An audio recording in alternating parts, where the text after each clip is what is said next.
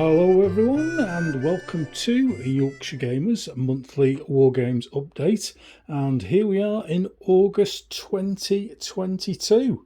You're probably wondering why there's a giant teddy bear stroke dog in the picture. Well, you'll find out later on if you haven't already seen on my Tinterwebnet or the Instagram, etc. This is Dickie Beardog, and we'll introduce his story a little bit later on. It's not clickbait. It's not like Alex Stormersteel's cat. There's a story behind this bear. So tune in. Let's see what we've painted. Let's see what we've bought, and of course, the story of the dog bear. So here we have Twerk in progress from last month, and if you remember, this is our 28mm Gringo 40 Papal Dragoon regiment, and we've got all 12 figures finished, which is fantastic. As I pointed out last time, these figures are pretty big, so I've had to extend the bases. I normally put cavalry on a 50 by 60 base. I've had to extend the frontage on these to 60, which is not a problem because that matches with my infantry bases, which are 60 by 60. But I've had to put two bases together to get 60 by 70 to fit these on, because as you can see, even on that size of base, they only just fit on. And I do like, as you probably all know, I do like my bases to be bigger than normal, just to protect the figures. And with horses, it's always tails that gets knocked, and if you've got lancers, it's the lance. So I prefer to have that covered by a base so the figures aren't getting damaged. I'm not going to be playing games against people who are going to be arguing about depth of bases and stuff. Those people just aren't coming into this room, so I'd rather protect my figures than worry about some depth of base in an obscure subsection of a rule somewhere. So these figures come out really, really nice, and very impressed with them. But they are rather large. But never mind that. Let's go and have a look in a bit more detail. So I've zoomed in a little bit there on the front rank of these figures, and this base here is the command base. We've got a trumpeter here in a traditional sort of musician's uniform with lots of lace. The only information I've got on these are in the Luigi Casali Red Shirts book, which has them with green shirts, white lace and red epaulets. So there's a question whether they might be reverse colours, but you know, as I said a lot with this project, there's a lot of guessing going on. I spoke to Jed Cronin from Gringo 40 who makes the figures, and he suggested that this kind of off-white cloak would be perfect for the officer, so that's what he's been done in. And we'll have a look at a couple of the regular troopers. So here's just a base of two regular troopers, and I'll just spin these round for you. Really nice ornate helmet, silver and gold or brass, cherub beaks, pointed, typical Dragoon style uniform. Nice work with the belts and stuff on the back, and just give them the full twirl. None of those electric turntables here. I really like these. Come out really well. I'm happy with these, and we'll just get the flag base out as well. And there we go. There is a known flag for this unit, which is, if I remember correctly, it's green with Pontifico over the top and a really complex coat of arms. So I've just put this standard papal, get it in the right way, papal flag that I've used for all my other units. I'm going to stick this on until I can get hold of the actual flag for this unit, which will probably be never. But I like the look of this. It fits with all the other infantry units I've done as well. And I've just added some NCO stripes onto the arms there, if you can see, and that's come from a plate of uniform for the Papal Dragoons. So that's as close as we're going to get. Spent a lot of time on this unit, big figures, a lot of acreage, a lot of procrastination looking at it, and in the end I just had to get on and get it painted, as you know the phrase that I use. A couple of other units that have been finished this month, so we'll have a look at those as well.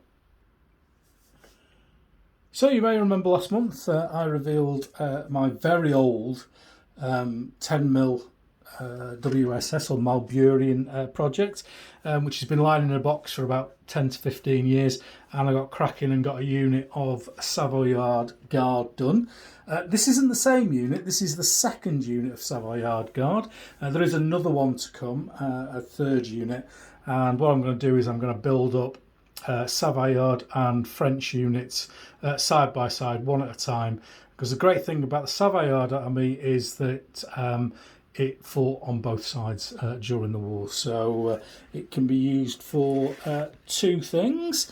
And so that's the first unit we've done of those, and then I've finished off a French unit as well. I'll just put that in front for you, as we can see there. Just make sure all the guys are in the picture. And I have got, it's a long time ago when I dabbled with this project. There are a few units kicking around that had 20 odd figures painted for, and I can't remember whether I painted these or whether friend Dave Parrott painted them. But I'm finishing the units off. They've been sat in this box for 15 years. I might as well get them done. So a lot of these units I'm having to paint 16 figures for the French, but the Savoyard stuff I'm doing the full 40 figures. So there's plenty more of these coming up. I'm going to mix them in with the 28mm stuff just to change my palette around a bit and just do something different, because I've been slogging on with the Garibaldi project for a long time now. So there we go, that's the 3 units we've got done this month. Not a lot painted for me, but now I've got those Dragoons out of the way, hopefully things will move on a bit quicker. So let's have a look at Twerk in progress. So here we have the work in progress, and it's another 10mm Malburian battalion, a French one, and it's one of those ones I just talked about where I've got some of them pre-painted from 15 years or so ago, and I'm adding another 16 figures in to make them up to 40, which we've done with these. And as you can see, the unit's full. I've sculpted the bases with polyfiller like I normally do, and I did that this morning, and I'll just leave those for 24 hours to dry, and then we'll be getting on with the rest of the bases. The flags I'm using are from Maverick Models, and there we go, the Lassar Infantry, that's this unit here, and we'll talk a little bit about Maverick Models and their range very shortly in the how much section. But that's the in progress unit for this month. I'm just going to have a quick look at something else I've got in progress as well. So we'll be back in a second. So apologies for shaky cam on this bit. You may remember some time ago, probably about 18 months ago it was, I started work on a 15mm Curse project. And just with COVID, I've had no time to game it anyway.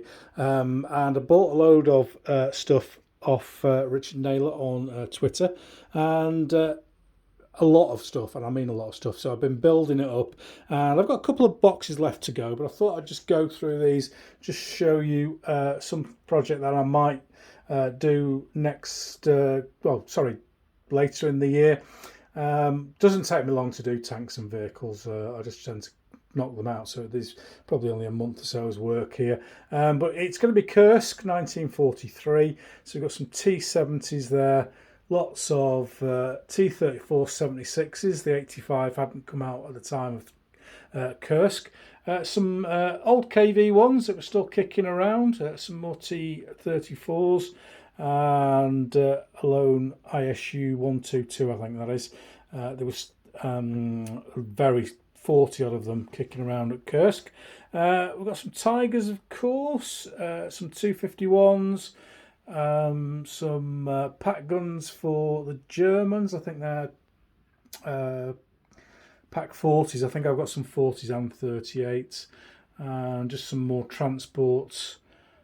Some Osts for towing the guns. A couple of recce vehicles. Panthers, 251 specials with various guns and stuff. Some Panzer IVs, of course, some Marders, and some Stugs. Where would be without Stugs? I have got another box of Panzer IVs, some Russian anti-tank guns to do, and that's it. So been putting these together slowly and steadily over the last couple of months, and they'll be a project for probably for the winter. So let's have a look and see what we've spent. How much? So a bit cheaper than normal. I've bought some more 10mm stuff, not a massive amount, about 30-40 quid's worth, just to add new units to the stuff that I already had. I was short on a lot of command stuff, and since I bought the stuff, the command figures have changed, and a couple of new poses have come out, firing pose and an at-port pose. So that's what you can see here, 10mm Pendraken, Malburian, and a couple of new poses. So I've bagged everything up into their respective regiments, which is why I'm just showing you a random selection of figures. So that's the Pendragon stuff that we've got. I also got some flags from them. Just drop those into the picture there.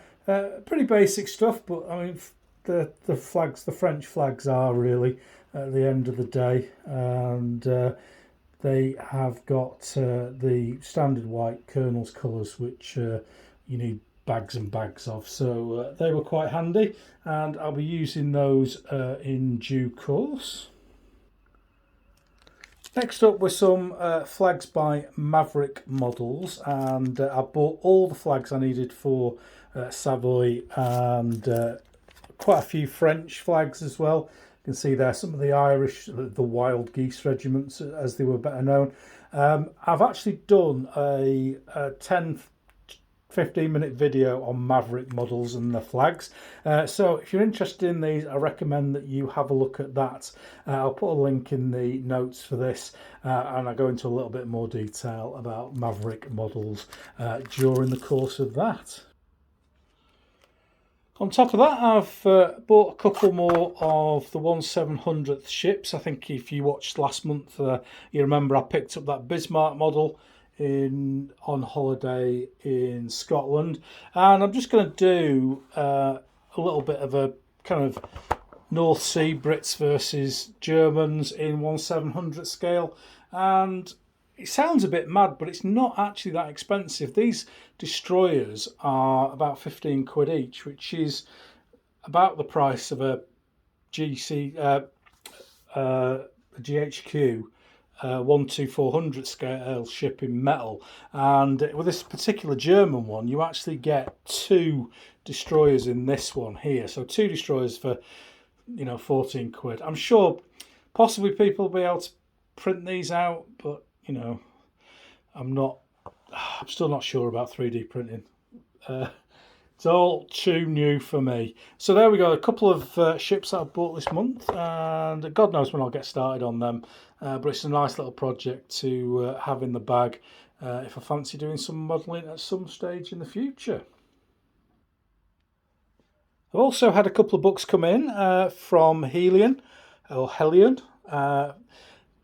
Big shout out for Helion. I'm sure you're aware of them, but they do some absolutely fantastic stuff on some really, really obscure topics, as this one is.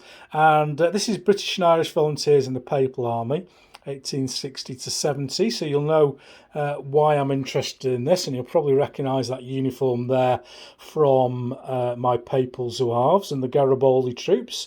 That's a pretty famous painting there involving a particular fight. And what I'm going to do is I'm going to do a full review of this, a full book review on the channel, so keep an eye out for this in the next week or so, and I'll give you a good rundown on this particular book. Also, I've picked up this from a guy who was just selling off second hand, so I picked it up. I've got all the information I really need on my Piedmontese army, but I thought, why not? We'll get hold of this as well. The lovely books, lots of information, and again, I'll do a full review of this in due course. There's some nice, and I can never find them.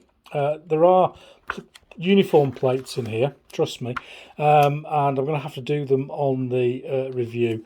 But they have got the details of battles, battle plans,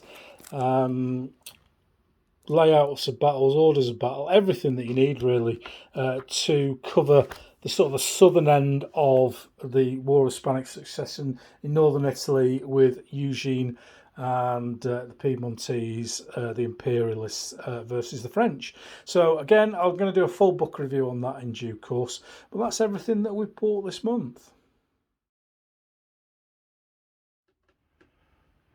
Here's the usual scores on the doors today with my glamorous assistant Beardog. We'll just go through where we are with Yorkshire Gamer and followers. Up 69 on the Facebook, over 1,500 now. Thank you very much everyone on there. Creeping up on the Twitters with another 28. Insta, the bubbles burst again, only 15 new followers. But we're creeping up on 3,500, which is an amazing amount on Twitter, considering I'm not showing my underwear or anything like that. So, on the YouTubes, 1,561, another 26. Welcome one and all. Another 6 regular followers on Podbean on the podcast. If you can, please follow me on Podbean. The Podbean app is a bit of a pain in the arse because it keeps downloading stuff. But if you just batch delete it or set it not to auto download, it's great for the exposure to the podcast for more followers. So if you don't mind, that would be fantastic. And on the Facebook group, which was new last month, we're up 151 with 367 members, and that's a Yorkshire Gamers, a really big war Facebook group, and everyone can post on there, whereas on my page it's just me. So if you've got big games to show off, get down there. Lots of like-minded people, lots of lovely posts on there, nice and supportive. 3 quick questions to answer before you join. What's your favourite podcast? Duh, obvious. And I can't remember what the questions are now. If you were a vegetable, what vegetable would you be and why? Which is my favourite interview question of all time. And finally, Bradford City or Leeds United. And of course, we all know the answer to that one. So that's the scores on the doors. We'll have a quick look at what's going on elsewhere with Yarkshire Gamer. So, for those of you who missed it on Instagram and Twitter, here's the story of Beardog. I was on my way to an appointment and I spotted this chap sat on top of a bin on a bin yard that I walked past on my way to my appointment. And he was looking very sad and sorry for himself and a little bit dirty. And I took a photograph of him. And whilst I was at the appointment and travelling back, I was quite concerned about the poor lad because it's so sad seeing a soft toy on top of a bin like that. So I decided that if he was there when I came back, I would rescue him and bring him home, which I did. And here's a picture of him on the kitchen side when I got him home. And he's got a bit of dirt on him. He's been there for a while. There was a slug trail across him and one of his eyes was scratched up, but he's not in too bad a condition. So into the washing machine he went, and he wasn't too happy about that bit, but here he is, hung out on the line and drying out. And here he is, all fluffed up, all lovely, and sat in the living room watching a bit of television. So I named him Dickie Bear, but unfortunately he's a dog, so it's Dickie Beardog. For Yorkshire people, you know what I mean by that. So he's now the new Yorkshire Gamer mascot. This week's channel shout out is to the Kraus collection. Guy in the States, I think it is. He's got loads and loads of figures, and he regularly puts up reviews of some of the collections he's got. Well worth a follow, less than 1,000 followers, so get on and tick that button. Just the one podcast last month for me. It's been busy with other stuff, and the second part of Brews in the Binyard has been released and is out on Podbean and on YouTube. Finally, I did a review of Mavericks Models Flags, talked about that earlier on, and that's now available on YouTube. So another month with no wargaming for me, unfortunately. Hopefully I'll get on the table again soon. And I'm just going to leave you a picture here with a command group from the Papal Dragoons and Dave, the Yorkshire TV cameraman, who had a lovely time filming Beardog earlier in the episode. I haven't had a podcast out this month. Hopefully I'll have one out or two out next month. Unfortunately, still not 100%, so things are moving a little bit slower than normal here. Thanks for all the messages last time. I am fine, I'm off work at the moment, so there we go. But lots more time to potter about in the Wargames room. That's what I like. So, until next month, Sithee.